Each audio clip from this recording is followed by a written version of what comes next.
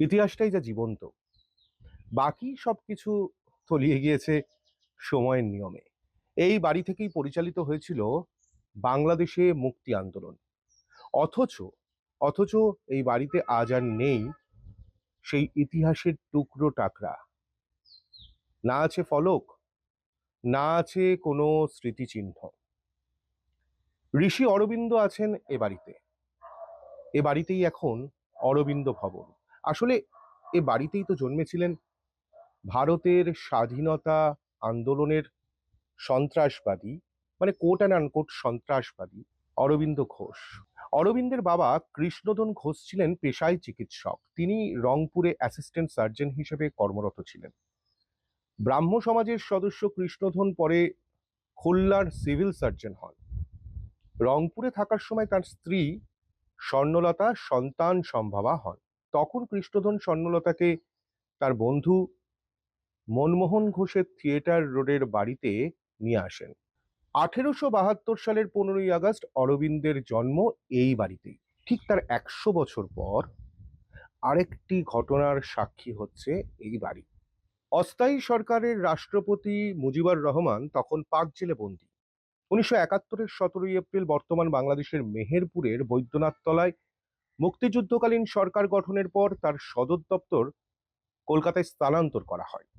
মুক্তিযুদ্ধ পরিচালনার জন্য ভারত সরকারের পক্ষ থেকে এই বাড়িতেই অস্থায়ী বাংলাদেশ সরকারকে জায়গা দেওয়া হয়েছিল। সে সময় এই বাড়িতেই বসতেন ভারপ্রাপ্ত রাষ্ট্রপতি সৈয়দ নজরুল ইসলাম, প্রধানমন্ত্রী তাজউদ্দিন আহমেদ, সেনা প্রধান কর্নেল ওসমানী, অর্থমন্ত্রী মনসুর আলী।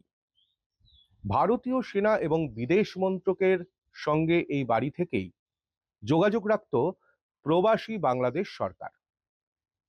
স্বরাষ্ট্রমন্ত্রী কামরুজ্জামান অবশ্য এ বাড়িতে বসতেন না, তিনি বসতেন আরেকটি অন্য বাড়িতে, 3/1 ক্যামাক স্ট্রিট।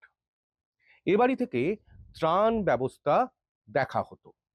অরবিন্দ ভবনের বাইরে প্রহরায় থাকতো ভারতীয় সীমান্তরক্ষী বাহিনী, মানে বিএসএফ, আর ভিতরে সে দেশের প্রবাসী সরকারের নিরাপত্তা রক্ষীরা।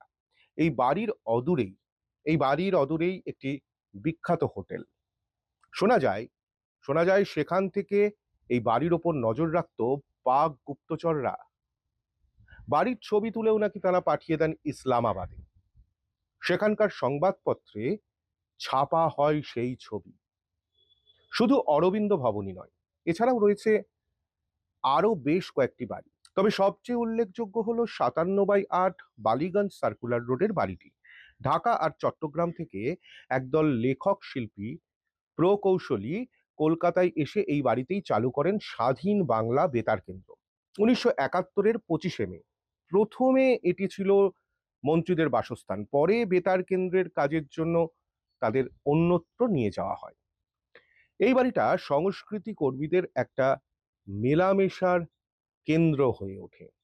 গানে, নাটকে, ভাষণের মাধ্যমে দেশবাসীকে ভরসা জুগিয়েছিল এই বেতার কেন্দ্র।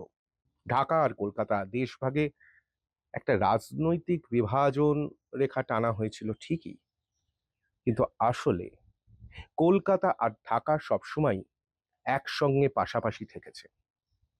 মুক্তিযুদ্ধের ইতিহাসের এই বাড়িগুলি যে তার জলজ্যান্ত উদাহরণ। আমার ভিডিও যদি ভালো লাগে তাহলে অবশ্যই কলকাতা থ্রোব্যাক ফেসবুক পেজটিকে ফলো করুন। ইউটিউবেও আমরা কলকাতা থ্রোব্যাক নামে সাবস্ক্রাইব করুন, আর ইনস্টাগ্রামে তো হাজির।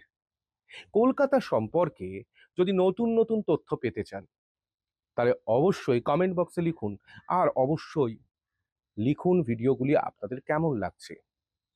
কথা দিচ্ছি আমি আপনাদের পাশে থাকবো।